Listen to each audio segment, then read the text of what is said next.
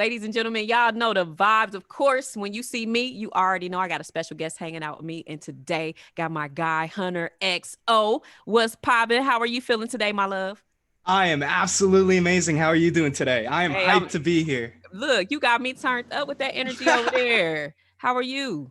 Oh, I am beautiful. It's been a beautiful day. I Yeah. live up here in Canada, so Okay, it's been okay. really, really, really cold all winter. And like this last week, it's just started to warm up, so I'm feeling really good Hey, that's because that's I love exciting. summer. That is exciting. So how has it been? You say you in Canada. I've never been to Canada, by the way. So that's somewhere I gotta visit. But Definitely how was do. the pandemic experience for you? Let's get that out the way. Tell me how that was. Yeah, of course, we'll get that out of the way. The pandemic, it's been hard for everybody. Mhm. I think it's the same generally around the world. A lot of people are out of work, things like Yeah. that. It's economically difficult, and it's also really hard that I think everybody I know, and I think everybody who I've talked to has at least been impacted somewhat by the pandemic. Mhm. Definitely through losing somebody. Yeah. And I Absolutely. think it's been a really hard year, but I think at the same time as a society, we go through growing pains and we're learning lessons, and hopefully we come out better. And hopefully we don't run into these same dilemmas. And if we do, we can approach it and help a lot more people in the future. So I don't always think it's a total negative. The Yeah. pandemic's been difficult, of course, but Mhm. we're humans and we adapt. We I adapt to that. love, yeah, I love your outlook on it. I feel the exact same way. Now, transitioning, how did you adapt with, doing this music thing? Because we can't tour, we can't, we can't do shows. So, how did you have to, navigate that? Yeah, that's a really good question. So, I think every artist still is probably struggling with the lack of social interaction. Yeah, And I think that's something that all the artists kind of run into because we like talking firsthand with people, experiencing the events firsthand. absolutely. But alternatively, what this has done is it's allowed the digital market of music to really expand over the last year. So, opportunities for people that are in a lot more of rural locations have Hmm. really expanded due to the ability to, produce via like virtual production and things Yeah. like that have come around in this last year. So I think that there's some net positives to that in the music industry for sure. But I think on a grand scheme of things, it's allowing people to become well, it's an art form, right? Yeah. And Yeah. artists are really creative and adaptive. So it's allowing artists to find creative and adaptive ways to keep pushing society. So I find it cool. I totally agree. I love that. So when you look at what you've been able to do and adapt, what has changed from pre-COVID to post-COVID? Like, what are you doing different? Mm, yeah. So definitely a lot more of a DIY attitude, if you will. Okay. And I think that that's something that a lot of people have kind of taken the opportunity to learn lots of skills and trades and things like that are going to help them down the road. So Mhm. DIY stuff like, getting really in there and helping like storyboard and shoot my own music videos and like Mhm. really sitting down to every little piece of the production and kind of working hands on with those type of things. So it has actually allowed me to get a little bit more into the creative process, like a little bit more hands on into every single aspect of it. Yeah. So for me, it's that's been a pretty big positive as well. But it's cool. It's just a learning experience. I think we're still pretty early on into this. I think 2021 is going to really show us uh, what there has been throughout this last year that people have been working on and they're ready to kind of show to the world. I like how you said that. Now, you also have a clothing line, right? And Hmm. that's something new, and that's something for you, right? So can Yes, we yeah, talk about absolutely. how you even dibbled and dabbled into this clothing line that we're going to be able to purchase very soon? Yeah, absolutely. So the clothing line, it actually launches tonight Ooh, online, all and right. it's a real great domain, exostore.ca, because I'm from Canada. There you go. So .ca. Okay. And I've always loved fashion. And I think that me being a music artist, me being like a graphic artist, I do graphic art and Oh, physical cool. art, Yeah. painting and things like that. I always have. So fashion for me has been a great outlet because it's a great outlet to express how society is kind of, how the social norms are at the time Mm-hmm.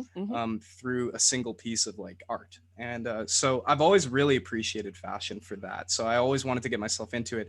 Over these last few months, I've had great opportunities throughout this pandemic to learn the trades of how to Mhm. create the designs and create the embroideries, get in hold with the distributors and things like that. So I've been, just really learning the back end of all those things.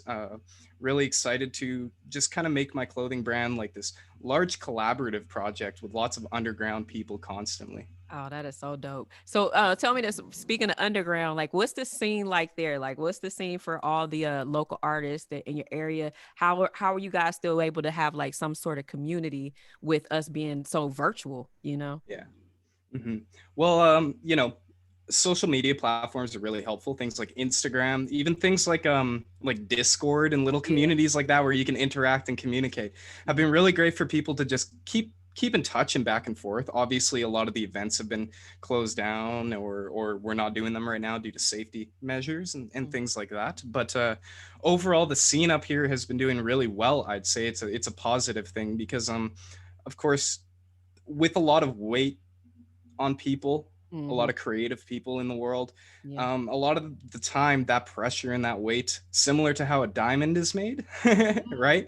Mm. That pressure and that weight Yes. keeps compounding on that over and over until all of a sudden these diamonds start coming out, right? Oh my So goodness. I think that with all of the struggles that there are in today's society, especially with people that are younger, Mhm. who Mhm. feel like they may not have a lot of opportunities forthcoming, it's also allowed the creative outlet to be really incredible. Yeah, yeah. I'm enjoying what, people are able to do, just with the video editing on their apps, the entertainment that we get from TikTok. I mean, it's been classic for me. But I would like to talk about more so some of your music now. Tell me when you started doing this thing because we're gonna lead up to the single that's releasing as well or released now. So start there. Tell us your background, tell us what you started doing and all that good stuff as well. Yeah. Yeah. So my background growing up in Canada and kind of the area that I grew up in, I actually grew up on a lot of farms, a lot of Okay. ranches and stuff. I was actually early introduced to like classic rock, a lot of like the Nice. country classics, even like some funk, some blues. So I had like that foundation of music. Okay. And I started learning guitar. And when I got into middle school, high school, and actually had the opportunity to experience things myself, that's when I found a fascination in hip hop and the modern genres. Mhm. And the reason why I found that fascination is I always correlated it to in the 60s and 70s, there was this like grand cultural uprising going on throughout North America. And there was these forefront rock stars, if you will, that were kind of the face of this. And I think that the hip hop industry is that today, and it definitely is. I The agree. people that are putting out music today are directly reflecting how society feels inside and internally, and Mhm. really expressing that really well. Oh, So I love it. that's what led me towards hip hop, was just the powerful lyrics. Mhm. And ever since then, I've always loved still blending rock and grunge and all that different stuff. Like Mhm. when I'm sitting on my own, I'm just playing acoustic guitar half the time, right? And Yeah. doing old 90s rock songs. Right. But hip hop for me, definitely, it's unique. It's really powerful and really really really cool.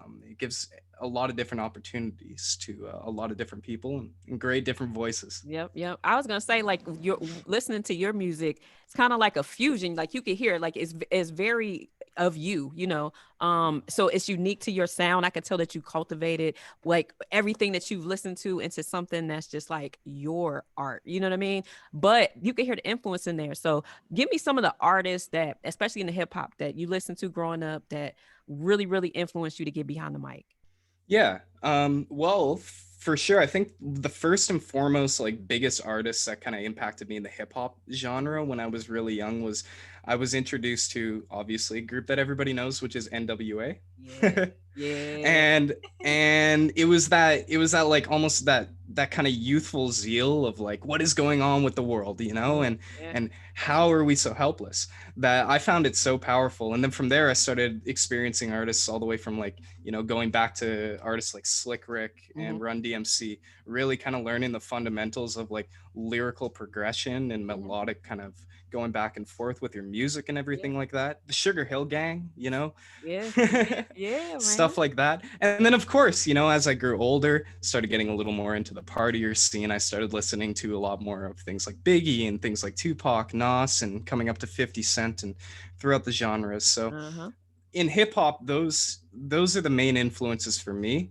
of course. And then, as I said, a lot of different rock bands and rock artists, things like Pearl Jam and Nirvana from the 90s and stuff like Yeah, that. yeah, yeah. Absolutely love them forever. They're on the That top of my list. that's that you got. Hey, you got some nice. Yes, a nice list to have there. Okay, some of I those folks are definitely my favorites. Do you feel like because you mentioned how you went back, like once you got hip hop and you went back, did your homework. That is something that we don't necessarily do now. Do you think that could ultimately hurt hip hop? Because I think sometimes we don't do a lot of our history, so but I'm not a big stickler on have per se making that a thing, but I do understand the importance of it. What's your thoughts on that?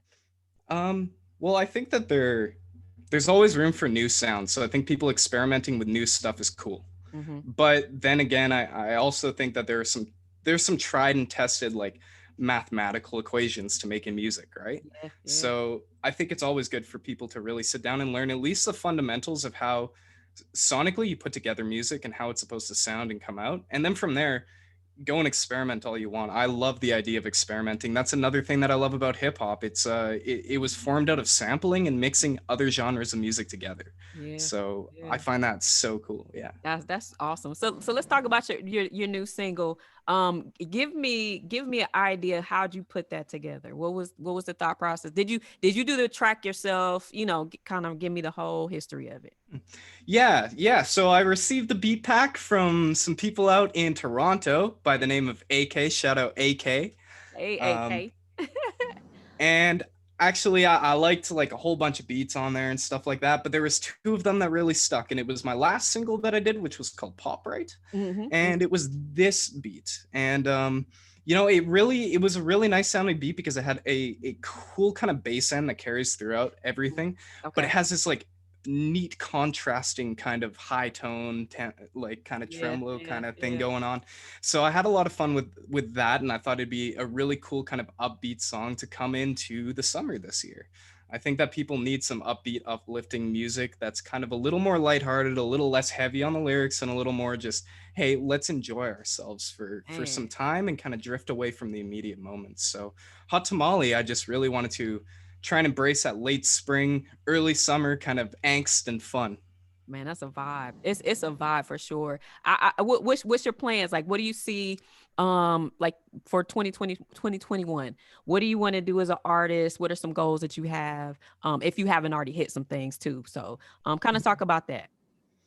Yeah, so 2021, I really want to start expanding myself now that I've kind of created my portfolio of a couple of my singles and my sound. I really want to kind of expand outwards and experiment into collaborating with other artists, creating some hooks, Mm, trying different genres of music, maybe even throughout the okay. year. And just Okay. really, 2021, I want to experiment with finding lots of cool sounds and things like that for sure. Obviously, another thing, as I was saying, is I want to continue growing my fashion brand and all There you that go. throughout the year. Uh-huh. Yeah. Lots of big plans for that in the future with collaborations with, different streamers and artists and things like that from all Nice. over the internet. So I think that those are really cool things. This year for me, is just sticking to the positivity and sticking to the growth of every person around me, right? And just trying Ooh, to yeah. empower each of us because I think that the whole world needs an uplift this year, and we all need to work together and definitely just try to empower each other. Man, you better say that. You better say that, Hunter. Okay. I really have enjoyed our time today, and I'm really, really excited for you not only your music, but definitely the launch of your brand clothing line that you have. And hey, anytime you got something and you want to come and talk to us, you are more than welcome. Tell them your site again that you just launched. Yeah, absolutely. So you guys go to exostore.ca and check out the merchandise. There's a lot of cool things. There's some stuff related to the single. There's also like another 40 plus other items of just stuff that I was having fun doodling around, turning into clothing and stuff like that. So I think there's at least some unique item for everybody. So definitely go check that out. And also make sure you come check me out on Instagram at exo the boy, or come check me out on Twitch TV whenever I'm streaming and play video games at nighttime. You can come and chat with me. I always love doing that. And you can just search up Hunter Exo on Twitch, and if I'm live, I'll be right there at the top. Man, that's so dope, man. You keep doing what you're doing. I think you got the recipe for the uplift that we need for sure. Definitely appreciate you here at Meet the Plug, man. Once again, ladies and gentlemen, Hunter XO. Go get that hot tamale, stream it, run it up. Go get some of that merch, and we'll see y'all next time. Thank you very, very much. Hey, you know it. You know it. Meet the Plug, y'all. We Yeah, out. meet the plug. Little shouted from Dominicana,